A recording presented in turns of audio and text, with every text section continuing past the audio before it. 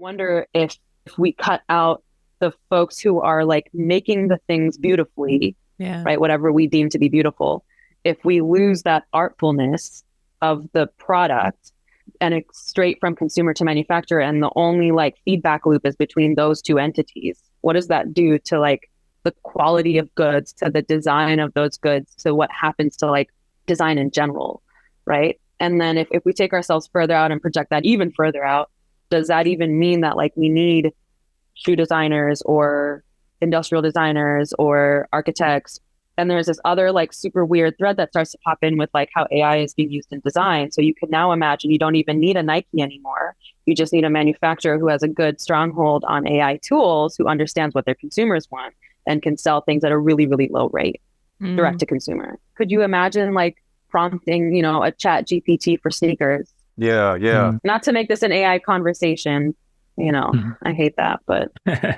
Exercise foresight, poor eyesight, couldn't fist fight, had to overcompensate. Learn to be clairvoyant, see around corners, read signals and warnings, interpret omens. Broadcast from later, the world's most overproduced meeting that could have been an email. We're exchanging weak signals of change, trying to understand their significance. A weak signal is just something we notice that we don't fully understand yet, but we suspect it might be meaningful in shaping the futures of our lives and society.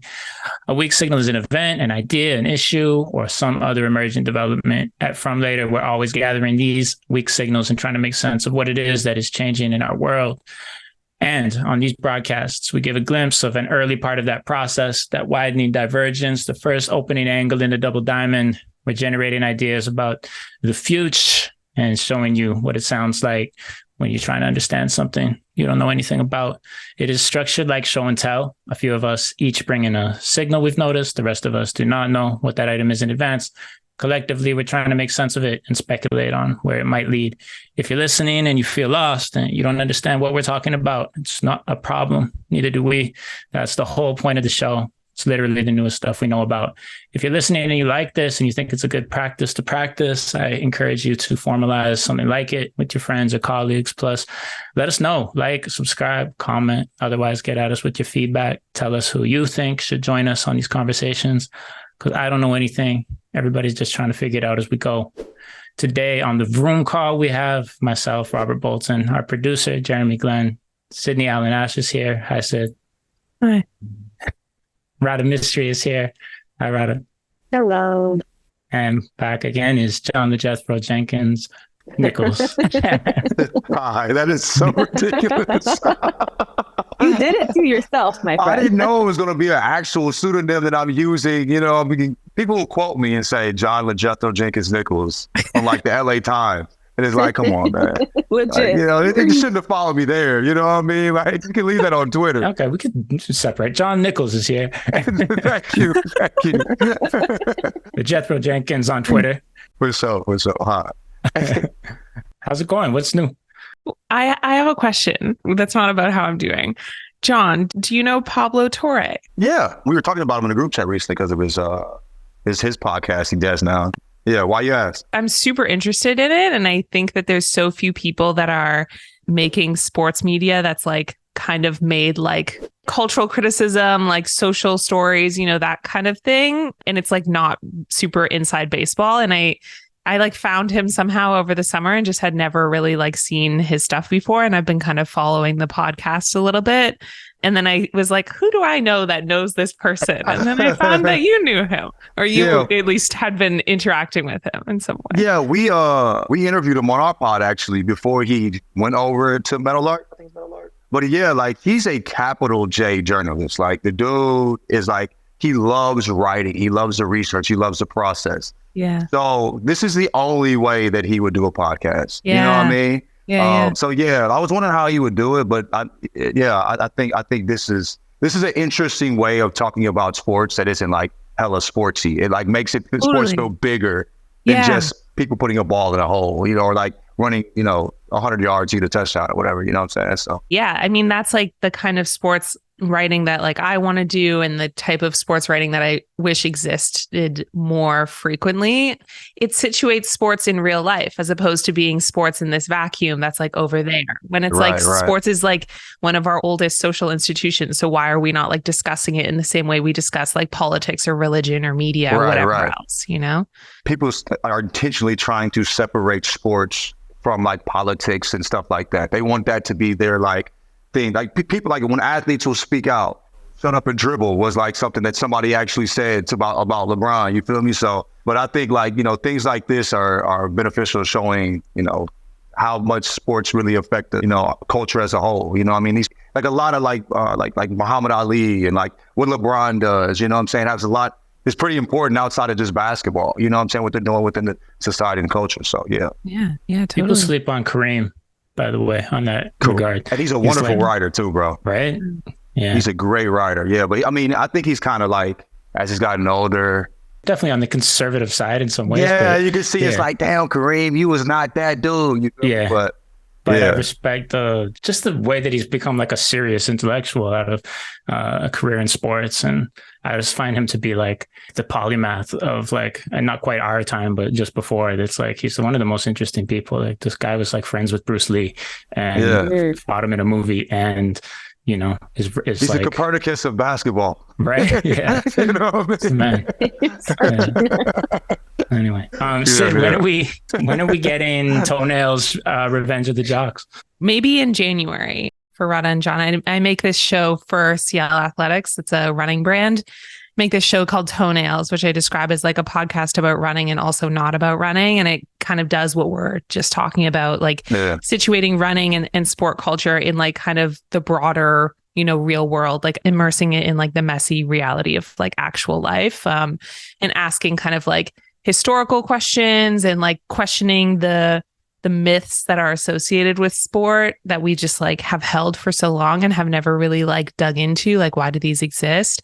And the next episode that I'm working on is about where did the archetype of the jock come from? And like, why has it lasted so long and how has it transformed over time as well?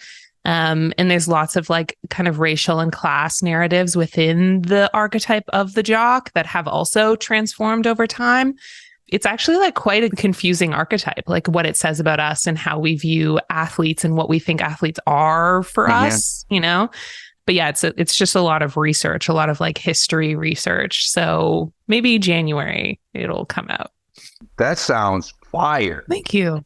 Is it like primarily North America centric in your research? The jock, I think, is a distinctly American archetype. I think the way that athletes are portrayed in like Europe, for example, they have like jock echoes to it, but it's not the same. Like, I think the jock is like really like a fabrication of, you know, like American values of action oriented and like winning and strength and virility. And it's like this kind of proxy for like American military strength as well. Like we love a good hero trope over here. Oh yeah, totally. Like you have like a lad or something like that in the UK, for example, but it's not really the same thing, you know? Yeah. There's this famous sports sociologist, of which I feel like there's only one sports sociologist in the world, named Harry Edwards, and he was very prominent in galvanizing Black athletes, you know, kind of in like the 70s-ish. And he has this line that the jock was not born, it was created, something like that.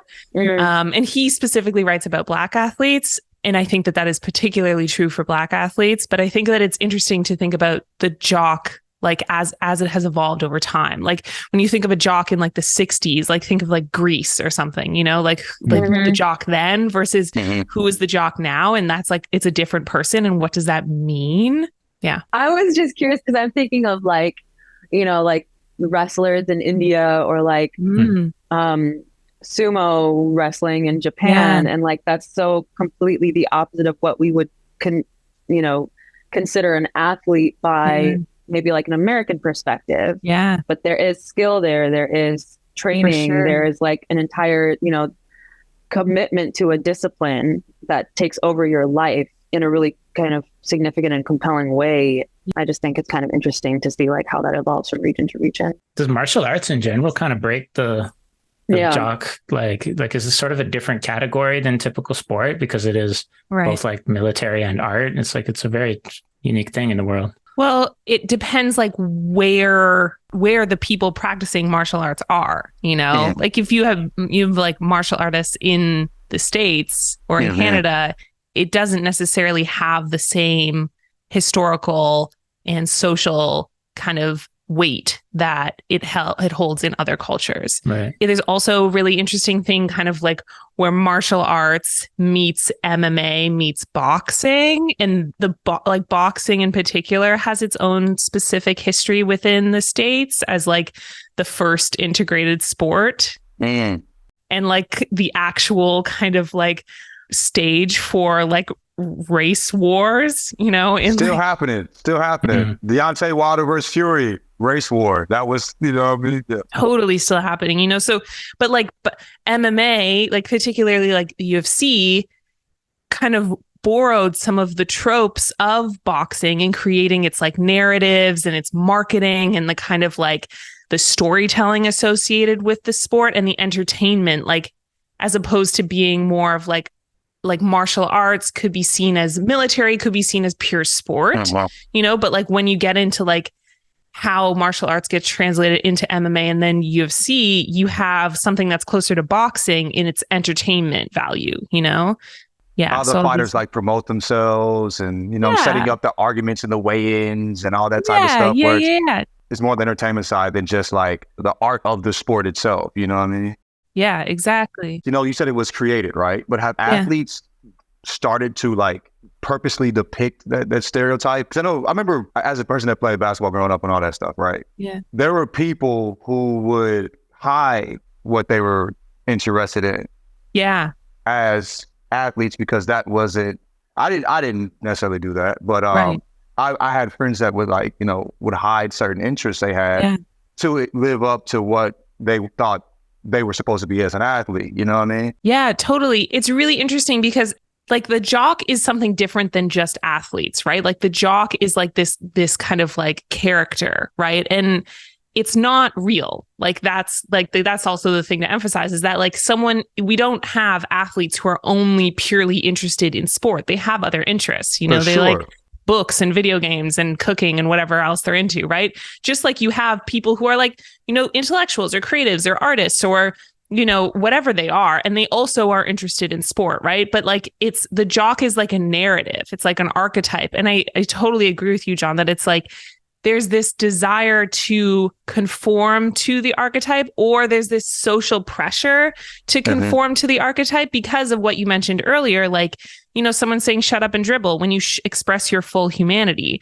I don't think that the limitations of the jock are only applied to like kind of like race and politics, but I do think that there is this collective desire from like mainstream sports viewers that they want sport to exist in this vacuum outside of life. And so that's why it feels like an anomaly to have someone like, I don't even know, like Dennis Rodman or something, right? Who has clearly these interests outside of sport. But that seems like an anomaly when that is actually, you know, well, maybe he's not the norm, but like, it's like, we don't want athletes to be whole people. And why is that? What do they represent? And why do we want that to be so static? There's a weird thing like that where if like I can name the athletes who are thought of as like exceptions because of their interests. So like in the NBA, it's like you think of like, oh, I named Jaylen Brown, right? You know what I mean? And like Spencer Dinwiddie, Klay Thompson would be like a really good example with just like he's known for having like his newspapers and stuff like that, like still reads the newspaper. And it's like it's this weird like, oh, like these are these exceptional players who like, you know, have this odd interest in, you know, current affairs or something like that. And it's a strange thing that's like worth noting or thought, you know what I mean? Like I think that's actually serves your point. Not only do they make note of it, like people were wondering if they should draft Jaylen Brown because of his other interests. Right. Like coaches want a job. They want you to be they want you to be intellectual about the sport. Like, but they don't really want you to have interests outside of it. So with Jaylen Brown being that he has so many interests outside of sport, that was like something that they used against potentially drafting him. And he's been an all-star, you know what I'm saying? Perennial all-star, you know, one of the better players in the league. He's the highest paid player in the history of the league at the moment. Right. Not necessarily because it's the best, you know, things happen, it's timing and stuff like that. But anyway, regardless of that, you know, like there was question of whether they should draft him. And I think that's been something that's followed players who are deemed, you know, they exist outside of that jock stereotype and deemed like, you know, an anomaly because they were human. Yeah. Even that term basketball IQ is like a bit of a slight. Like it's like, right. It's meant as a compliment, but it's like a bit of a slight to the athletes in general. It's like that you have basketball IQ, not IQ. Yeah. Yeah. I mean, there's also like, there's a whole other thing about like who gets to be quarterback, right? Like the brainy position, like who gets to be that, right? And who gets to be coach, right? Like who gets to occupy these positions in sport that are characterized by intelligence. The other thing that I was going to bring up is like, I think that this is also connected to conversations around nil, like around amateur athletes, collegiate athletes being allowed to, you know, brand themselves and make money off of their identity, which necessarily requires them to have interests outside of sport, you know, and for a long time, the NCAA didn't want that. And that is just an echo of the Olympic standard, which is the amateur standard. You know, when the Olympics, when the modern Olympics started, it was highly segregated by class because athletes weren't allowed to make money competing in the Olympic Games. So that means that you only get higher class athletes who can afford to play for free for the love of the game. When you have athletes that are lower class and need to make money off of their fighting or their running or the whatever it is, then you get this clear class segregation. And then the Olympics has maintained that for a really long time. And I think the NCAA nil standards comes out of that. And it's only within the past, 2 years that 2-3 years that nil has changed. And I personally think that they changed the rules on nil because of sports betting becoming legalized and realizing that there's just like an additional layer of money making to be made on top of these athletes. And they're still not seeing any of it. Like it's just like a recipe for intense corruption, you know? NIL, like I was interviewing an athlete, I forget her name. I forget her name. She was she LSU played basketball. Angel Reese. Angel Reese. Yeah, Angel Reese. How did I forget Angel Reese's name? That's so good. But anyway, so she said that she wants to play her full 4 years because she will make more money as a LSU athlete off her NIL money than she'd make in the WNBA. But that's interesting, like how NIL is affected that. And also it's going to, you know, require, if you're going to want the best players to play for you, you know what I mean? At WNBA, that model's going to have to change as well. Like you can't expect a player to be making $3 to $5 million, which what she makes, you know, as a college athlete through our NIL deals, and then, you know, sign up for the love of the game, making $300,000 a year to play in the WNBA. Like, why? Wow. You know what I mean? You make a lot of fast. money. Yeah. I mean, but she's like the star. Yeah. Like she makes more money than most NCAA players, you know. She probably makes more than the whole, like all NCAA women's basketball players combined. That's like, I mean, there's some players that are making some bread, but like she's up there. But at the same time, like this is the players you want to play for your league, right? To have the name and stuff like that. Yeah. And you just can't expect them to leave and make less money, you know. But they can only play 4 years, right? So like this just kind of goes back to like they'll finish their degrees and stuff like that, and if there's motivation to do that, because I'm assuming NCAA still won't let you play more than 4 years. So unless it like, you know, there's been people that have played to like 25 because of like they played 12 games and they got hurt. You know what I'm saying? I see. Or transferred, weird stuff like that. That's not normal though. So what you're saying, that 4 years of full-year eligibility, that's all you have. I wanted to shout out a name I just learned this morning, Malaysia Fulwiley. She crazy, bro. She go crazy. Oh man, she finna go up in NIL deals. I mean, she got her coach turning her back like, oh my God, Don Staley's one of the better point guards in WNBA history. You know what I'm saying? So crazy. That was like the highlight of the year. It looks like it's just us now. Right. We started talking hoop hoops, and they was like, all right, man. I hope they're looking up the Malaysia Fulwiley highlight. We did sign up for this. Yeah. But Malaysia, she's special, though. And then she's talking her shit like, I'm the one. Like, you got to deal with me for 4 years. You feel me? Like, this is just game one. I love that. She's standing on her. So, I mean, she's exciting. And what's really interesting, too, is I think the women's game is 10 times more interesting than the men's game right now. Like, I watched so much more of the women's tourney. I watched half a game of the men's tourney. I'm like, why would I watch that when there's these great women are playing great basketball, and also they have personalities, and you know what I mean? And there's these interesting storylines going on. And then you have somebody like her coming in and she's doing her thing. Like, bro, like, why am I gonna it's and also women's basketball, like, once we get out the fact that like they aren't dunking, it's better, smarter basketball. Like, I was so sad Toronto didn't get a WNBA team, expansion team this year. It was like they should have been going for that, because that seems like the best investment in sports right now. We went to WNBA, me and Radha, we took the short. It was a better experience. It was, and it's twice. It was twice. It was so much fun. We had a ball. Like, it's the best basketball experience I've ever had. In LA or somewhere else? In LA. LA. LA. Yeah. At the Staples Center. We'll never call that place the crypto arena. Yeah, we ain't. Yeah, we are not a crypto household. How dare they? Okay, let's jump into it. John, since you told us you have a long-winded signal for us, we'll let you go first. What's your weakest signal? Okay. I'm wondering about the existence of the NBA after 2030. Will it exist? Will it be crippled? There's some things I've been keeping an eye on. Okay. Wait, why 2030? Why? What's happening in 2030? 2030 is because, have you heard of the Saudi investment company? They're doing that? Okay, I'll just get into it. But yeah, I think their goal is to re-diversify their oil money using sports by 2030. There's rumors of them starting to looking into the NBA stars.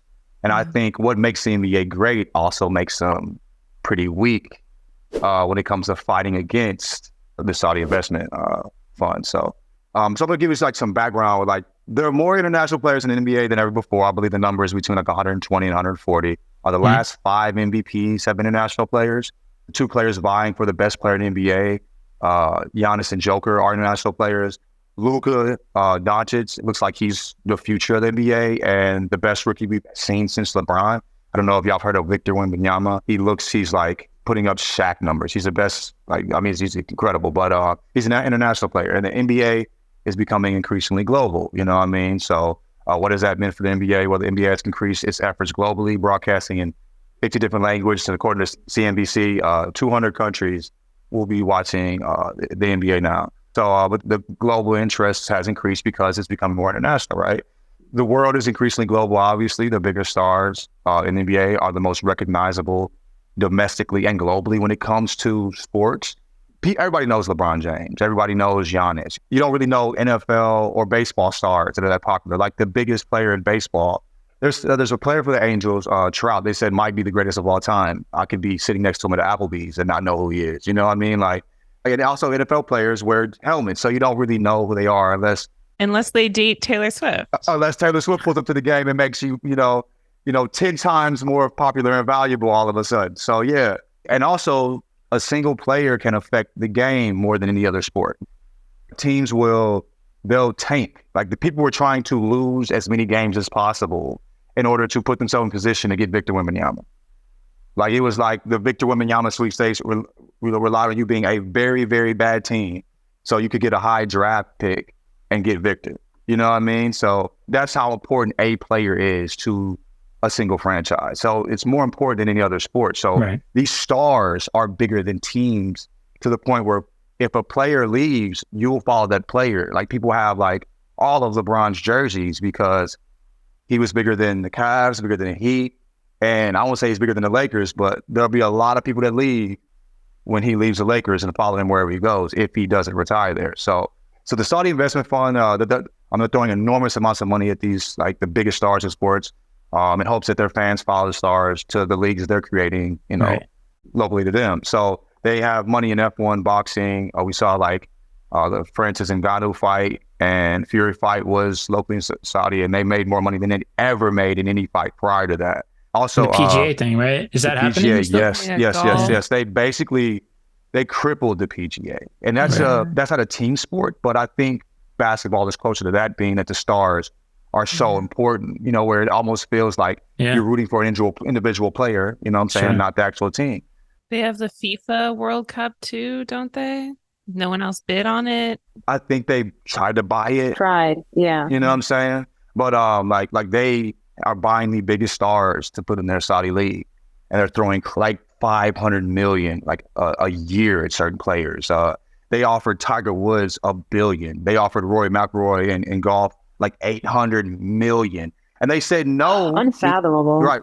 Literally, I just can't imagine that amount of money. You know, in any way at any point in time.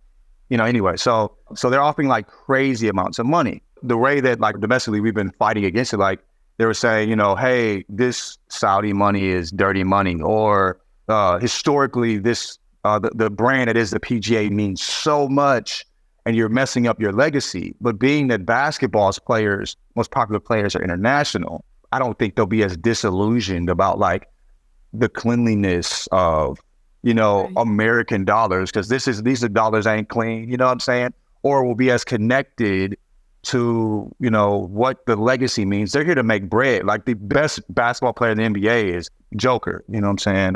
Jokic. So like, and he was like, yo, he came back the first day of media day and he was like, yo, I mean, he thinks it was like work. Yeah. We like Joker so much because he looked like us going to, you know, our 9-to-5 jobs. He's like, bro, like, so like he doesn't care where the money comes from. Like, he's not tripping off of the NBA brand. Giannis, he's from Greece, and like he was selling jewelry as a kid. Like he's making this money for his family. That's what's most important to him. You know what I mean? So I feel like the biggest stars are international. They won't be as connected to the league as much. Also, I feel like the demographic that the league attracts is younger demographic, but they're alienating this demographic with like their ad deals. Like, for instance, as a person that lives in Los Angeles, I can't watch LA home games unless I have Spectrum. Right. So a lot of these people that are watching the home games are watching games that you can't even watch it on, like, if you have League Pass. You know what I'm saying? So like you have to watch it on like Reddit and like other illegal forums, which so like I think that makes them easier to like, I mean, I'm not watching NBA games already. I don't care about inside the NBA because I can't watch these games that I want to watch. So I think like more people feel like they watch NBA games and actually watch the NBA games because they're about the highlights, stuff like that. And because the ad deals kind of makes it kind of hard to watch some of the better teams. I think it'd be easier for that fan base to just, you know, hey, this, whether it comes from the NBA or from another league, I don't think that really matters. So I feel like that's what a lot of this question you're bringing up might hinge on, just like, because the negotiations for media rights are coming back around in I don't know when exactly, a few years, or maybe less, but how they actually deal with that will be a big deal. But they might make it where it's like really diversified, where it's like there's a certain amount of games on like Netflix or something like that. And if that happens, like that might save them actually. That might help with the fan base thing, but what's going to keep the players? You know what I mean? Like if you're offering, like if they offered Tiger Woods $1 billion, what are you offering Giannis Antetokounmpo? You know what I'm saying? LeBron may stay at the end of his career, but like these guys that have 10 more years to play basketball, like Luka Doncic, like, you know what I'm saying? Does he truly care that much? Like Victor Wembanyama, like we've never seen anything like him. Everybody's tapped in with him, but if you're throwing him 800 million, you know, like if you can set your family up like that, which a lot of these players spoke to, golfers spoke to when they left, if that many NBA players leave, that cripples that league. So like it's affecting the money that players can make. And also they're offering deals, lower deals, but still deals to the lower level players. And it's way more than they would make in the league, similar to what they did with the PGA. So this is how they've approached this. So it's not just attacking the stars, they're attacking the guys that feel like they want to make more bread, have a little name, you know what I mean? But aren't really. So it's hard to imagine the U.S. with half the NBA stars not playing in the U.S., being that this is where everybody's desired to go for it since what I guess say 1950s, 1960s. What they've done in other sports is interesting. Yeah. Well, I love the provocation of just like, will there be an NBA or what will it be like in 2030? Because that's like, it's a wild question probably from most people's point of view. It's like, well, the NBA has been thriving. It's been growing. It's been, it's at the strongest it's ever been. Why would that change? But there are a lot of signals. Like as soon as I heard that, a couple of things I thought of was like emerging competition from other leagues. Like in Toronto, we have actually 3 professional teams that I know of right now. Like we have the 905, which is G League. So that even itself is like a move for the NBA, realizing that it needs to compete in different ways against like even NCAA, like we were talking about before. And then we have the Scarborough Shooting Stars, which is like from a league called Canadian Elite Basketball, which is like a team that Drake or OVO owns and is like its own popular thing. So like there's these 2 alternative teams already here. So there's like that kind of competition that's emerging. But then the big signal is there's an antitrust investigation going on right now against the NBA for interfering with Ice Cube's Big 3 league, interfering with like potential relationships that they would have with networks and sponsors. So they're like behind the scenes, like making moves apparently, or they're accused of it, to kind of, cut off opportunities to this other small startup league for 3-on-3 basketball that doesn't compete directly. That's like a place where mainly retired NBA players go. And it's still in the off season, I think, too. Like it doesn't even compete in viewership during the season. It could be supporting it, but it does tell you that like there's some sense of feeling threatened or something like that by emerging competition and wanting to own the whole thing. There was an article in Forbes about them actually starting to think about trying to get some of these NBA players as well. So there's some rumbles about it, particularly, about it starting to. So Saudi money goes into Ice Cube's league, then that could be a whole different thing. Yeah. Or if they start their own league, similar to what they're doing with soccer, you know what I mean? Well, that's what I'm wondering what could happen, because that's like the scenario I start to imagine, especially when you have this new in-season tournament that just kicked off on Friday. Could there be like teams from outside leagues? Like, could this whole thing start to look a lot more like soccer, like professional soccer, where you have like interleague play happening at certain times, which to me, like that's the exciting version of what you're saying, where the NBA kind of remains like the main league, but maybe there's some other kind of like world championship. And I guess we saw that in the preseason more this year than ever before. There was like Luka got to play against the Spanish team, but the Dallas Mavericks played the Spanish national team, right? In exhibition.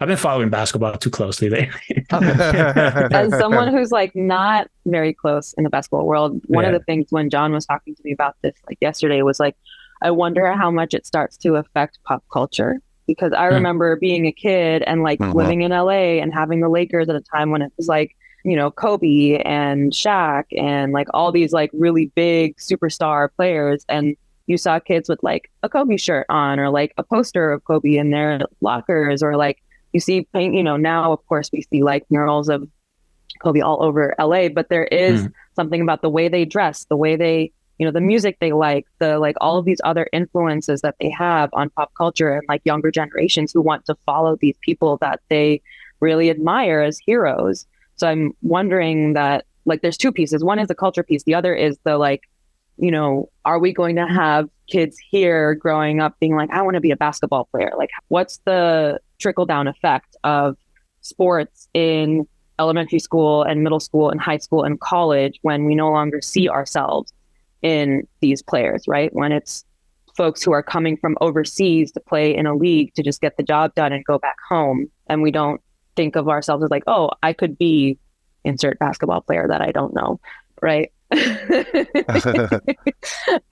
Or like I want to be like this person. It is interesting to me to think about like, does basketball have still this kind of like distinctly American feel to it?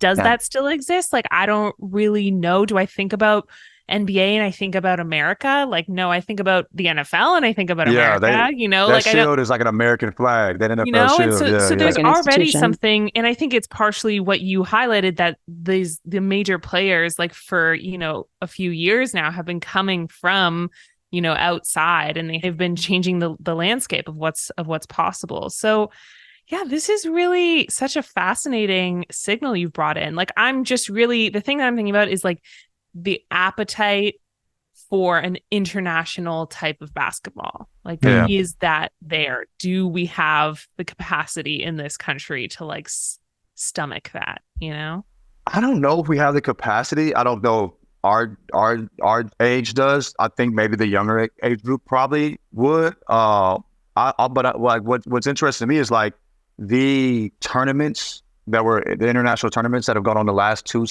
off seasons, we're getting a lot of run on like Sports Center, as well as people just discussing what was going on in them, more than I'd ever seen before.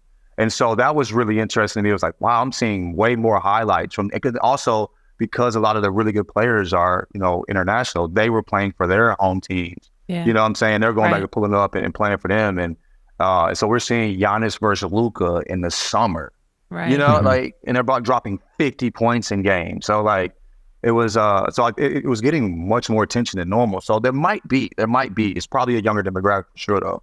I also wonder, like, I'm like trying to put my head inside of like the NBA's like corporate marketing, like 10-year plan. And I'm just like, oh, if they know that this could be coming, like I'm thinking about that like basically like NBA propaganda film with Adam Sandler in it, where he, whatever that's called. Awesome. And he's recruiting the guy from Spain. Oh yeah. And that is such a strange movie too. I mean, all sports films are pretty strange because they're so heavily sponsored, but like that one was particularly strange. And now sitting it in this context, I'm like, well, you picked a country that like no one really has a problem with. You know, if the Adam Sandler movie was like Adam Sandler going to like recruit a Saudi player, like no one would be down with watching that, which is fucked. It just reveals our like true racism. But it does, like, thinking about, like, I'm picturing their calendar of like, these are our tentpole moments for the next 10 years to like create a behavior change in the NBA consumer, to adopt a more globalized league. And I'm like, yes, the Adam Sandler movie, we're in Spain. And then in 2 years, will we see a whatever happening in China and a something happening in Colombia or whatever, you know, like, is this part of their little roadmap? Like I could see it, you know? Okay, let's do a round here. Radha, you're looking skeptical. Signaling noise. No, I think this is a fascinating one. I think that like, I just, as hard as I try, I just like don't know as much about basketball and the NBA as I think you would need to understand to really understand the true implications of this. But having said that, even at like my layperson's point of view, I feel like it's a signal. Sid, what do you think? I think it's for sure a signal. It's so interesting. And you set it up so well. Will there be the NBA in 2030? And I'm like, what's happening? What's happening in 2030? You heard the background music.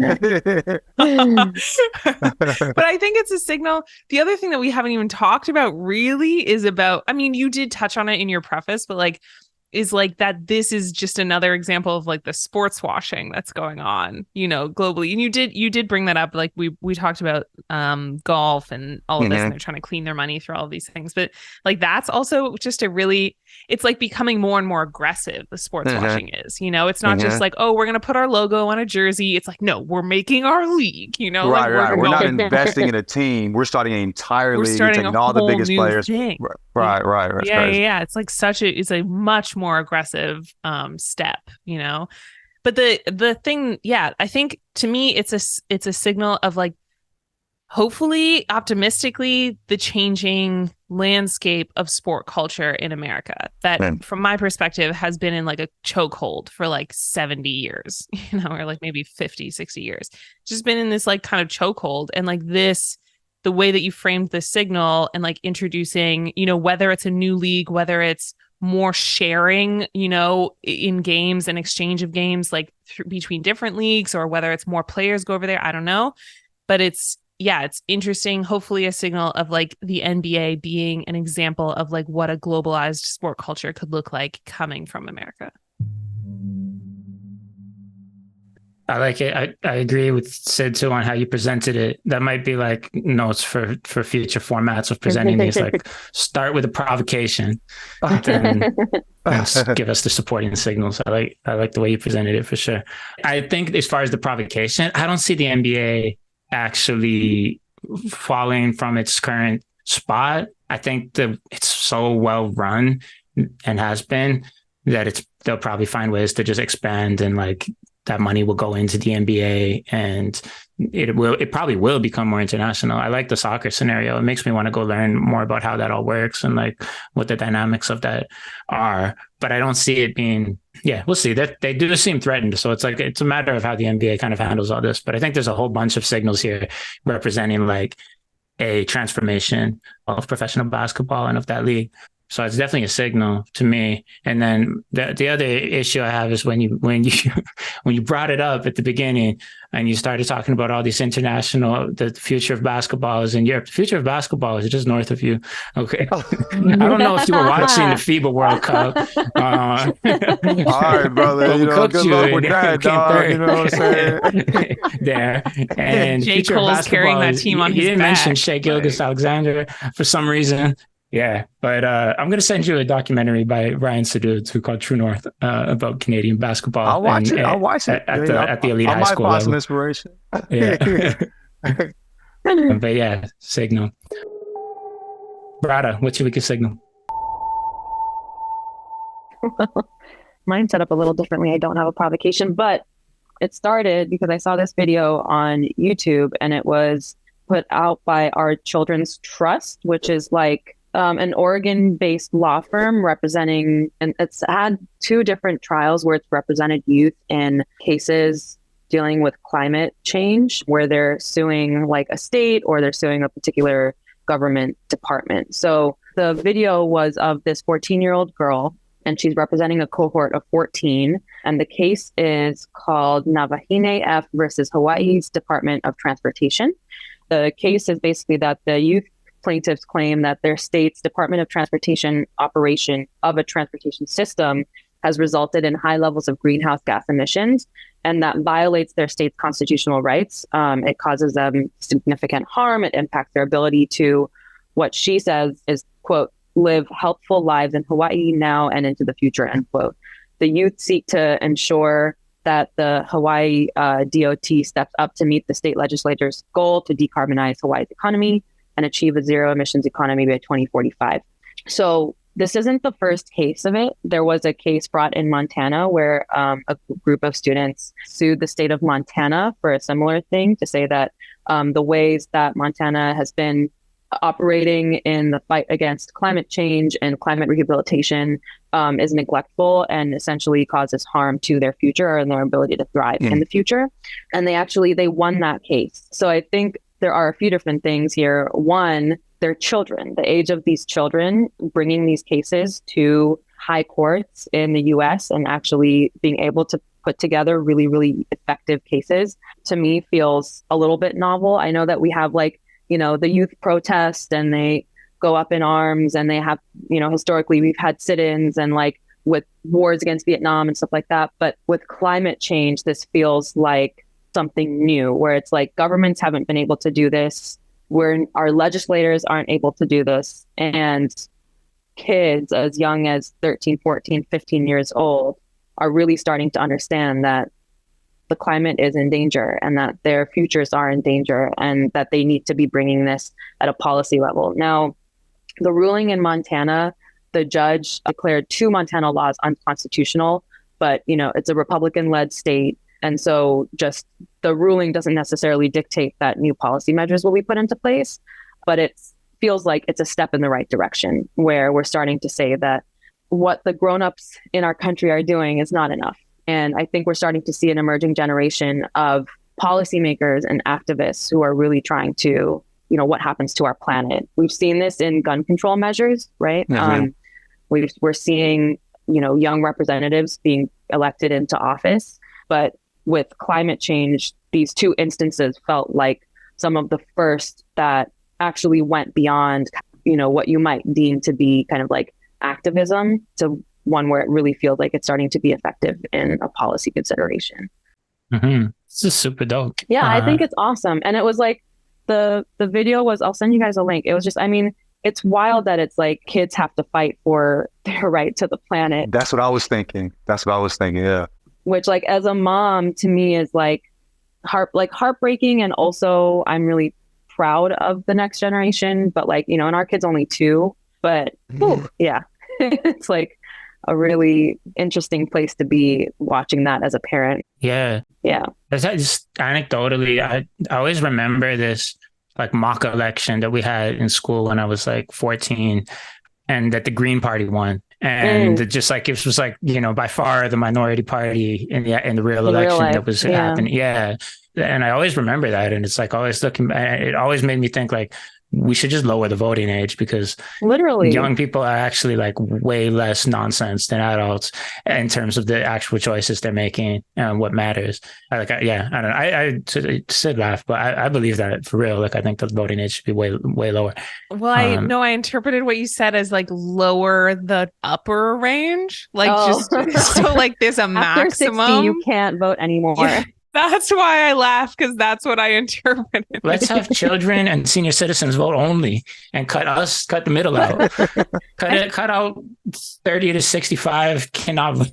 Listen, the 80 pluses aren't doing so great either. Look at who's ruling our country right now. Yeah, I don't know about all that. Okay, can I ask maybe like just like a dumb clarifying question? What happens in these types of lawsuits when someone wins? So not anything really, and that's part of the problem. So like in the case of Held versus Montana, which was the students that sued the state of Montana, I think I mentioned this, but like the judge made a ruling that 2 of the laws in Montana were unconstitutional within the context of this case. But you can't enforce it, right? Because again, it's a Republican held state, and they don't have power to kind of like execute that at the state legislator level. But I think like step in a direction, because even 2 years ago, a case like this wouldn't have made it into the court.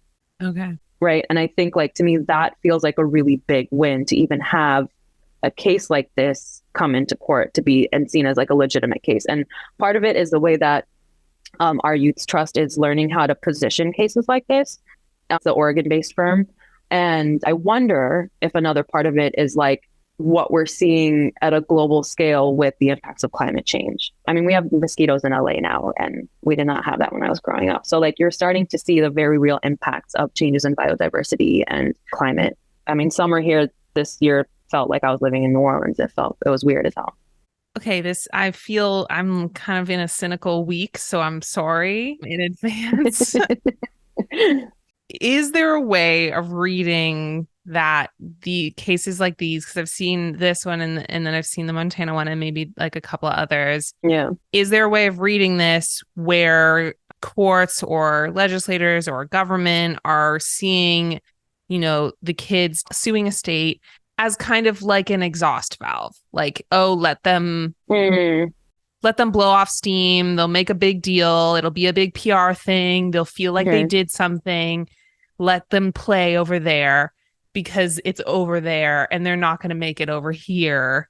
Like, is there a way that they see it as like, oh, we'll give them their little sandbox to play in? That's interesting. But the thing is like, once you win those cases, then you've set precedent from a legal standpoint, right? For what though? I'm going to play the optimistic side of this. So yes, like, please do. I'm going to play a world in which like my kid thrives. And so like, if one of these could happen, then maybe 50 of them can. And if 50 of them can, then maybe it makes its way into law. And if nothing else, it's a way to demonstrate behavior change and to say like, hey, actually, for the folks who didn't think you could hold your state accountable, you can, right? So like, there are some states that are maybe doing a better job of it. I think California, in some regards, is one of them. We did it in Montana. Maybe you can do it. Maybe you can't do it in Texas, but maybe you can do it in Texas, right? It's the same reasons why, we have provocations in foresight and why we have like speculative design artifacts in the kinds of work we do. Is sometimes it's enough just to say it exists and you can ask the question. Yeah. It's by no means a solution, but it feels like the tip of an iceberg. It feels like permission to ask whether this is right or wrong. Right. Oh. So it's like broadening the Overton window. It's like broadening our conception of like what is possible. Like it was over here. Yeah. Oh, you can sue a state, and then it broadens for the impacts of climate change. Like you can hold a state legislator, accountable for that. Yeah. I wouldn't have thought that when I was in elementary school. I don't even remember feeling like policy was something I could impact besides voting. Oh yeah. Yeah. I don't think I knew what a lawsuit was. I mean, I knew that people sued each other, but that's like a very American thing, I feel like. That is a very American thing. Yeah. That's what I think is an interesting signal, too, is that the kids are so involved at such a young age because they're doing what their parents didn't do to protect themselves. You know what I'm saying? Mm-hmm. So how is that going to affect things as a whole, where we're having kids that are, like you said, the voting age should be younger because kids don't have the bullshit that we have or that our generation and generations before us having that, going on. But also they're more engaged. They're more, we like you said, we know what a lawsuit was. We didn't know, I didn't really truly understand policy. They may understand it better than I do. You know what I mean? Because they are forced to, because of what's happening in the world and what's happening globally and how much that'll affect them. So I'm interested in wondering like how that affects other things outside of just climate change. We were listening to a podcast about like border control and how a high school sued border control. Oh yeah, Radiolab. That's a federal, you know what I'm saying, institution, and they sued them and won. And so like, but this is happening on a bigger scale because you know that was a particular city that was affected, a particular school that was affected, a city that was affected by this in the ways that the globe or the nations, the kids as a whole are affected by climate change. Right. So I'm interested in how that affects, their engagement in government, how government looks with a much more engaged population than prior. So yeah, so that's so interesting because when I hearing that example and then tied with what was the organization called, Radha? Our Children's Trust. Our Children's Trust. Like everything kind of comes to like people organizing as organizations, and that includes like the border control, that includes high schools, that includes like our Children's Trust and these different organizations, and it's organizations competing for power essentially in this world. And yeah, I mean, just hearing that like, okay, there's high schools going against the border control in a lawsuit, and that's just by chance what type of organization there is for young people. It happens to be a high school, but now you're like creating these different types of organizations like this one that you're bringing in as the Signal. And I just wonder where that goes. Like, will we just start to see different ways of young people organizing, forming organizations that can take action and have a larger amount of power? Because that's to me what this Signal is all about, how power is like distributed, and this more anticipatory side of it that I think is really cool is just, these are the people that are going to be here in 80 years. These are the people that are going to deal with the consequences of these policies right now. It's not us, and it's not our parents. I can't remember, has the UN passed legislation to recognize refugees of climate change yet? Because do you remember that whole story of like, there was a documentary called Anote's Ark, where it was the president or the prime minister of the island nation of Kiribati. And, he was pleading for his people to be relocated because their island nation was like already struggling with the impacts of climate change. They had lost a pretty significant percentage of their land mass to water. The water was just like not drinkable. There was a wider spread of disease. There was a lack of being able to like actually cultivate food. And so he said, this is because of climate change. This is because of global warming. So he wanted to be able to have the citizens of his nation be deemed refugees of climate change so they could seek asylum in other countries around the world. One of the places he was looking at was New Zealand. But at that time, I think this was in 2015 or something, the ruling was rejected. And I can't remember if because I've been kind of tracking this for a few years, but I can't remember if they finally passed a ruling saying that refugees of climate change would be recognized as legitimate refugee, like having legitimate refugee status. Yeah, I would think they must have at this point, just because it's such a reality, but I don't know. To me, it's like all of these things feel very connected. Oh yeah, see, even now it says under current international refugee law, climate displaced persons do not qualify for refugee status. And that's of January 20th, 2023. So I think we have such a long way to go in policy development with climate. I think there are people who are doing a lot of really amazing work in the space, but I don't think it's kind of made its way into the fundamental ways in which we govern ourselves. Yeah, that's a hard one. But maybe it can start. Signal or noise, John? I don't know if it's a signal that we'll get the necessary policies in action, to affect climate change. I would hope so. But yeah, I still think these old folks ain't shit. You know what I mean? Keep it keep it a bean. You know what I'm saying? But they still got the power. But I do think it's a signal of change within our youth and what could be. So I think I'm really interested in that, and that these kids are really organizing in a way and educating themselves in a way due to necessity. That we didn't have or we didn't feel we had. I mean, it would have been better if we were the ones doing this, understanding that climate change was happening when we were young too. But I'm really interested in seeing what that changed. I think it's more of a signal of that, and we've seen that in other ways too as well. But that's what I thought about most when I heard her speak. When I heard Radha speak. Mm-hmm. Yeah, we just thought there was a hole in the ozone, and it was because of hairspray. Yeah. Yeah, we didn't know that. That's what they were teaching us in our good old American education. Part of that as well, you know what I mean? Signal noise. I think that it is evidence of, it's like a litmus test in a way, or like evidence of how engaged a younger generation is. But I don't see it as a signal in itself, because I don't know what exactly it would be, like this action would be a signal of, because I guess I just don't really like understand what lawsuits do actually, you know. Mm-hmm. Like I just don't, it feels similar, though not the same, because it is definitely more work than this, but like it feels similar to making like an open letter or like writing a big statement, you know. Like it feels like in those things have value, but I just don't know or understand what falls out of that. So it's like I see this as evidence of where their heads are at, where this generation's head is at, and that is heartening. But like a lawsuit in particular, I'm like, I don't know what that actually does, you know? So noise in that capacity. Yeah.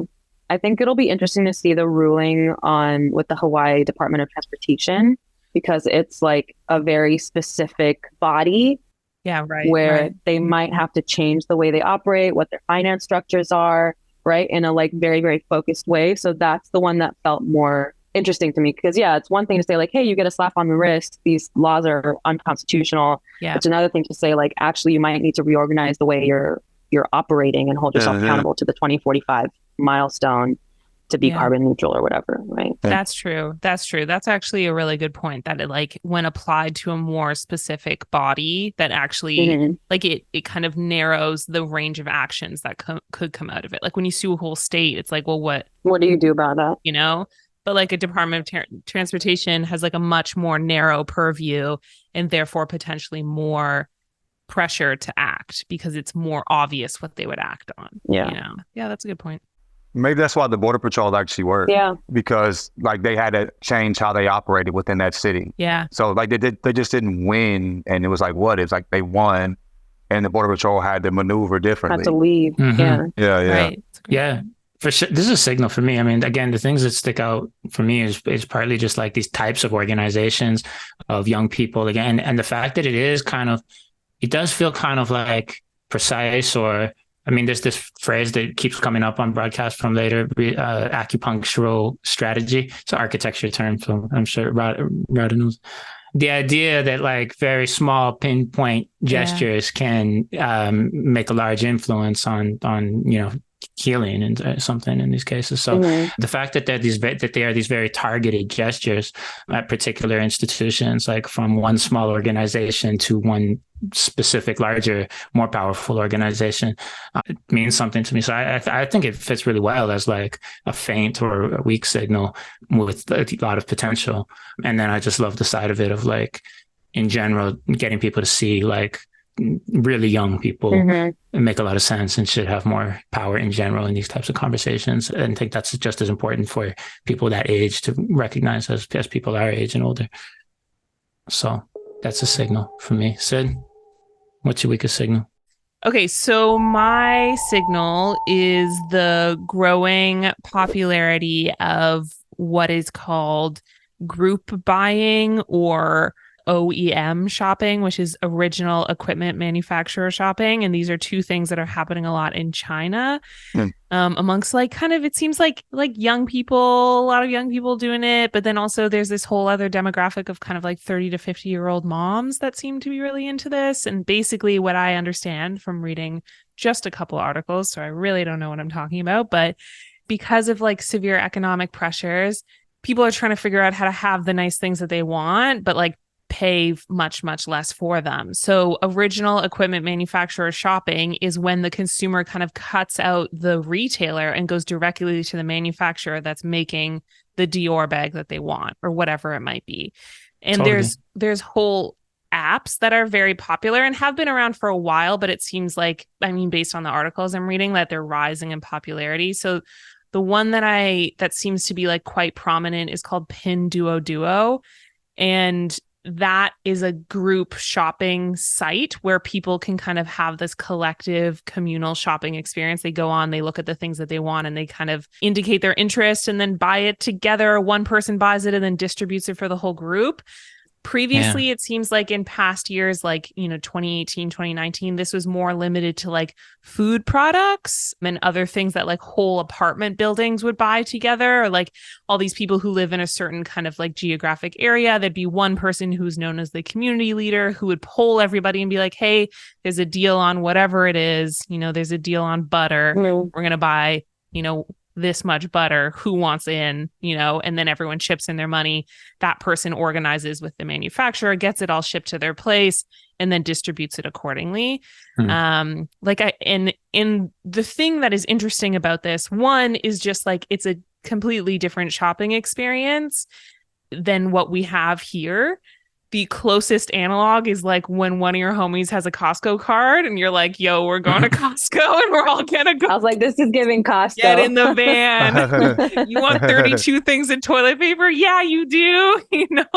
That's the closest, but that there's these sites that enable this communal shopping experience is quite interesting to me. And the thing that I think that this is or could be a signal of is like, eventually this has got to come over here. And what is our appetite for this type of shopping experience, especially as it has in China, as it reaches other products, product categories? Like the examples on this site are like Coach bags, so that's really different than getting 32 liters of olive oil, right? Like that's like a luxury product or a semi-luxury product.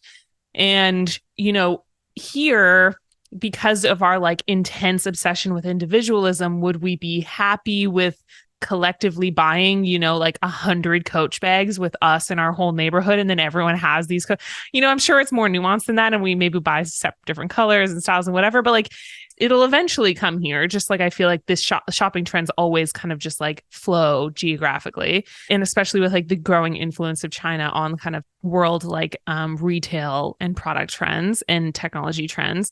Like I've just kind of resigned myself that it's coming. And so what does that look like in an American culture? What does that look like in an American kind of shopping style? I couldn't really kind of figure it out. So that's why I brought it here.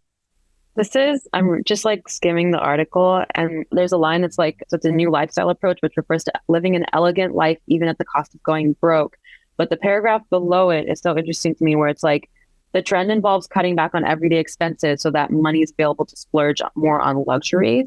Yeah. And that to me super fascinating. But the other piece is like, I wonder if this peaked during the pandemic when people were stuck at home together in groups and in communities, like kind of against their own will in some sense. And I wonder if it starts to, like, much in the same way that social media already has, if it starts to like homogenize our preferences. So are we, right? So like, are we all now going to buy the same shoe and the same bag and like, the same crew neck or whatever, because we're like buying it like, luxury Costco? Because we can buy it in bulk and we can save. Because we can buy it in bulk, we can whole-sale 72%. That's fine. Get the team shoe for the whole block.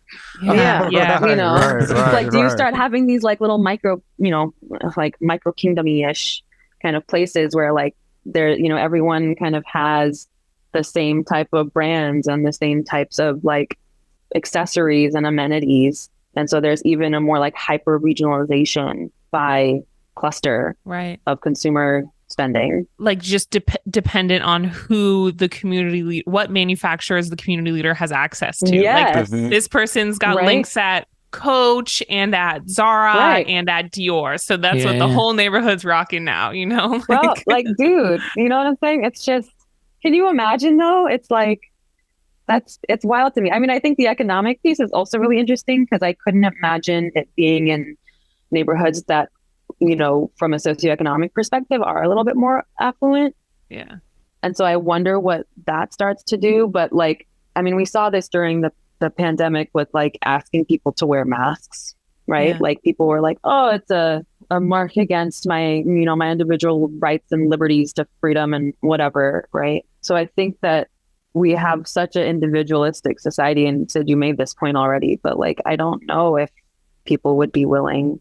I think there's a generation of folks who wouldn't. And then I do see like, again, a younger generation of folks who would actually be willing, who are more kind of like amenable to a co-op-esque way of living and working, who might be fine with it. I feel like there would be ways to do this that aren't just regional though, too, right? Like, I think a lot of this kind of, the potential for this kind of stems from like this culture of internet entrepreneurialism and like drop shipping and things like that, and just access to these OEM manufacturers. Right. Like the signal that came to mind when Sid brought this up for me was like, I keep seeing like TikToks about starting your own clothing brand, and it's like showing you the manufacturer. This is the person. This is where you can go get these shirts for like 50 cents each or whatever it is, and it feels kind of like part of that. And just the fact that there's access to these things. So I mean, nothing would stop you from kind of creating like whatever, like a WhatsApp group or something, and just like taking orders and kind of being like, let's all go in on Manuka honey or something like that. But you could probably, through like drop shipping or something like that, you could probably just get a bunch of people together from all over the world and send this product out. It wouldn't necessarily have to be local. Prior to this, there was something going on. Like there was a movement like fake is the new real. And it was like people buying fake shit, and it's not really fake. They're just going to the manufacturer. They're going to the manufacturer that makes the Nike shoes, and it doesn't come from Nike, but it's the same exact shoe. The materials are the same. The look is the same. It might not have the same like checks and balances for as quality control, but in general, it's the same shoe. You know what I mean? Right. They're just selling it for a lesser price. And so I'm wondering if that is the beginning of how they got access to these manufacturers and then decided to do the group shit. But not okay. I'm into sneakers, and I've bought some fake ass sneakers from like one of those spots before. I ended up buying the real ones because the fake ones, it do people tell? Yeah, I just was. Yeah, no, nobody could tell. I wore them hellas, but like you knew. I knew. Yeah. And so I bought the real ones, which probably shouldn't have. But, probably shouldn't have. Could have saved that, whatever stupid amount that I actually bought resale. But regardless of that, I'm interested on how like businesses like Nike or, what I'm saying, how they change their business model in order to make money off of this as well, where like y'all want to get together and buy the Nikes at wholesale, get some other homies, and I'll for sure take part in that, get it for the low. Fuck if it ever went through a Nike, manufacturer, it doesn't have the Nike retail ticket on it. I don't give a damn. Like I want the shoe and it's gonna cost this, but like Nike spent the bread to designing the shoe. They marketed it so that it's popular. You know what I mean? How does the business model change so that this doesn't happen at their detriment? Maybe they can profit off of this. Can we imagine like getting our iPhone this way or something like that? Like everybody gets together and like orders them wholesale from Shenzhen? Sure. Why not? Hell yeah. Like those products that feel less a reflection of your identity. I'm like, yeah, for sure. Like Manuka honey, iPhones, toilet paper, sign me up. I'm down. But when it's like fashion, but when it's fashion, like, or like ways of expression. Yeah. And that's the thing that made me really curious is like, that's where it's evolved to in China, is that it started out with just like kind of consumer goods, but now it's like luxury fashion products. And that's the thing where it's like we have this kind of strange like cognitive dissonance when it comes to shopping in this country, where we're like, oh, it's a reflection of my unique identity. But then you like type in shoe on Google and it's like your SEO is like dominated by Essence, and you're just like, okay, well, I guess this is guess I'm not special. like you're just like, and you go on to the site and you know that you're selecting size 32 or whatever, and there's 200 other size 32s in the warehouse, and then they're shipping one of those shoes to you and then the other 199 to other people. It's like, we know that that's happening, but it's like we keep that over there because I'm a unique individual and I'm buying this shoe for me, I have the best taste ever. and it's just my taste, you know? So if I were to collectively buy this same shoe with 300 other friends or acquaintances, it brings that awareness of how much of a consumer you are to the forefront in a way that I think makes our sensibilities uncomfortable. Like it bristles with us a little bit. That's interesting. So you think it changes perspective? Is that what you're thinking the signal of? Changing our perspective on like our fashion representing us as individuals, realizing that it's pretty homogenous when it comes to, you know, like the things that we fuck with. Like Sambas are all of a sudden the most popular shit on the planet the last 2 years. You go to an event and everybody has the same pair of shoes on. Yeah. If it's not the same brand, Jane, it's the same cut. You know what I mean? Like, yeah. So is that what you're speaking to? I really don't know what the signal is of this. I think that it's inevitable that something like this comes to North America. I think it's just a matter of time. But I guess when I don't even really know how we would respond to it. Like that's kind of what I come to this group with, is like, how would we we make this make sense? Because we don't want to change. We don't want to change. You know, we don't want to change how we think about this. So what is the type of mental gymnastics that we would do to still get the lowest price, but still feel like an individual? Like what I was thinking is like when you were given the Nike example, I was like, okay, one way I could see this working, like a compromised version of this is like, you know how you go to some outlet mall and there's like a Nike outlet mall and there's a Coach outlet mall and whatever. And we know that it's Nike and we like participate, but we also know that it's not Nike. Right. I could see like outlet malls operating on this type of site, you know, where it's like, we're getting the outlet version of these kind of products. You know, I couldn't really see it happening for like a Louis Vuitton or a Chanel or I couldn't really see it happening in that capacity, but I could see it happening in kind of like this more like Club Monaco or like, you know, just in that world, like slightly upper tier mall brands. Like I could kind of see it happening. I think fashion being a representation of who you are is generally a niche thing. Like I don't think the majority thinks that way. Really? I don't think the masses think that way. I think we hang with those people. You feel me? Like what? And we're all wearing like black. So I have one homie who operates in the normal real world. You know, like Twitter is just it's not a microcosm of the world. It's a totally different shit. The real world's very different from Twitter. Like I have one homie that listens to music in a way none of the homies listen to. He listens to the radio. He's a radio ass motherfucker. You know what I'm saying? And like his understanding of like of what's popular is very different from mine. But his understanding represents the masses. Mine doesn't. Like most people are Gap shopping, fucking, you know what I'm saying, Nordstrom or, you know, mall shopping people. You know, I know, you know, as far as, or even if malls are dying, I'm saying like that way of thinking is niche. I don't think most people think that way. I think the masses don't think of it as much. I think they may think of it to a degree, but not in the way that prevent them from going to Gap and buying the same shirt everybody else has or going to outlets. I think most people are comfortable with that. The takeaway here, most people are looking at people like us and being like, what the fuck is wrong with these 30-year-old fucking cool kids? I mean, they did say... Why are they acting like teenagers? They're grown. What the fuck is wrong with them? Did say in the article that it was like, you know, for folks who are into like luxury goods, and there's like, that is a particular demographic. The other... 20-somethings, right? But like, or like maybe like, I don't know, aunties, you know, who kind of want to like... But I think this makes it accessible to people who may want that, but don't have the bread or don't want to spend big bread for it. For sure. Like this may make it more accessible. Well, so there's two things that I was thinking about that aren't necessarily related to like self-expression and what might happen in that respect. But one is, does it affect the brand equity? And the other piece is like, what does this do for labor law? Because so much of the case for increasing fair wages is because of the cost of resale, right? So it's like these brands are making so much money off of these things and workers are getting like the tiniest fraction of those profits. So all of a sudden, if it's like you're no longer making $50 off of a thing that cost $1.50 to make, you're getting $20 off of it, then is the manufacturer or the brand able to say like, listen, our margins are really small. We don't have the room to actually increase these things to what might be a living wage.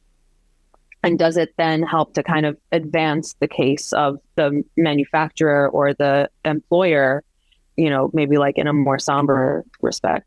Totally. But that's something that it kind of made me think about, which was like, what happens to like the economics of this? So in the article, they like suggest that they're like, because there's so many manufacturers in China, that this like is possible because they're in such close geographic proximity.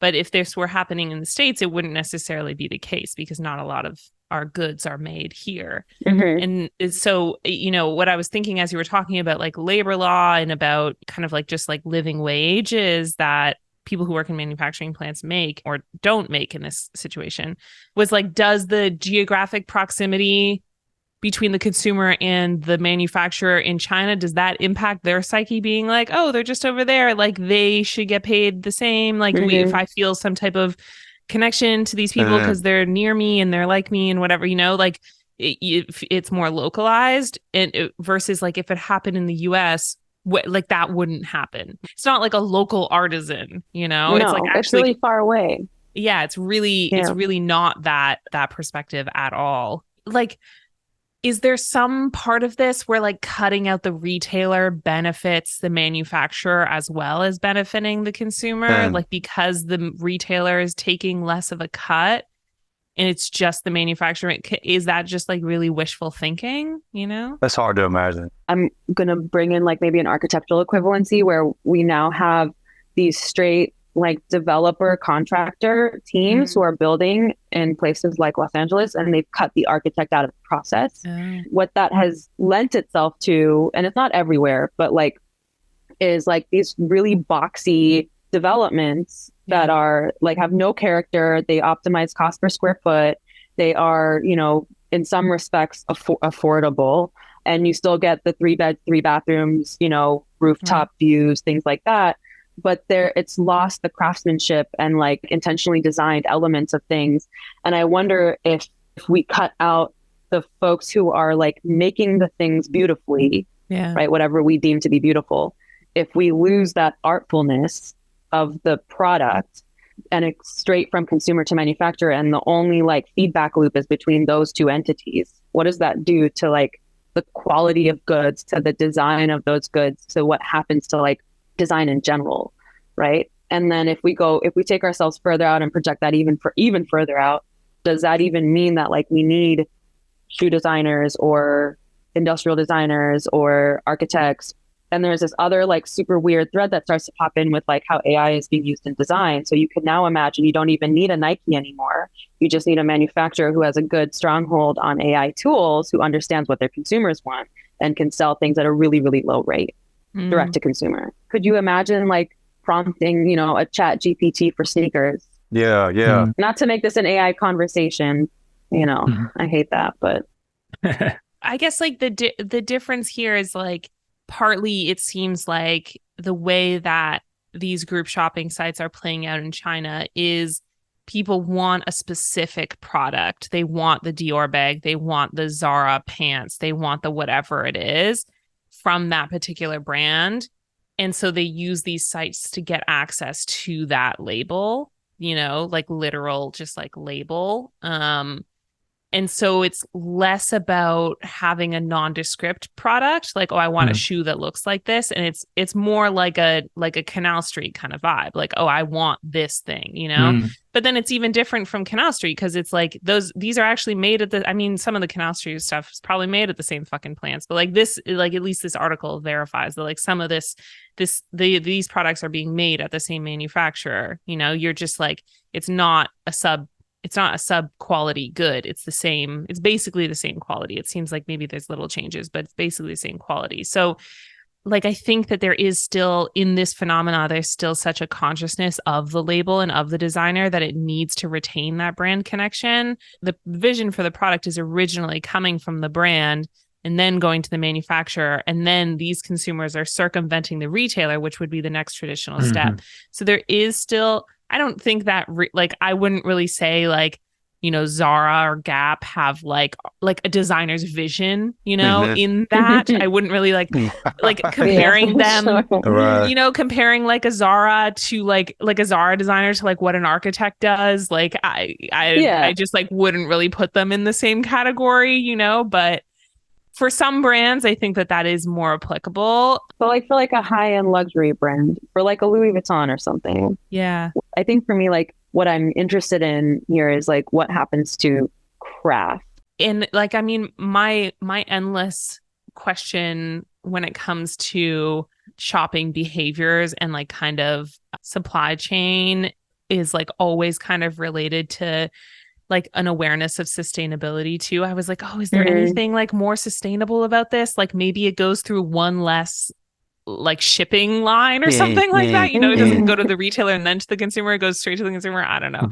More sustainable for your wallet, for sure. Yeah, like I don't think that there really is anything in that, but like I think I'm like, oh, then they know what manufacturer it's coming from, and that is at least something. Like I don't know if that helps at all, but when it comes to craft, like I feel like an awareness of craft is not really shared. Like kind of to John's point, it's like the mainstream population is not engaging with Louis Vuitton because of craft. Yeah. Maybe in like some abstracted sense of craft that now just means good, like this is better than my friend's thing, but they're not really thinking about like someone who has like 50 years of zipper making, This skills. is Italian leather. They don't. Yeah, they're not thinking. Leather, they're not thinking right. about that. Even when it's shown to them in a marketing video, I don't think it's really translating. Just as like a corollary to this, like something related is like I remember when Everlane first launched, there was this like transparency. I don't know, on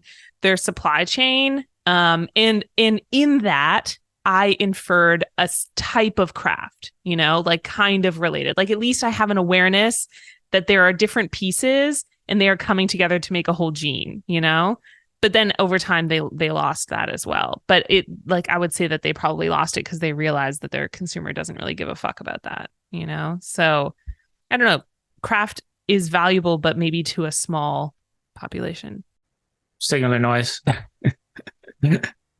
Radha? I think this is definitely a signal. I think there's a lot of different threads that can be pulled through this. Yeah. Signal for me. Yeah. I think it's a signal. For sure. Yeah, I think it's a signal too. It's a super generative one too. And there's so many like adjacent ideas. It's like, I feel like we could go on talking about all the different possibilities of how this plays out and related ideas. Yeah, it was great. 3 really great signals. I really enjoyed that. Thank you all for being here. Yeah. Broadcast from later. Bye. Is that?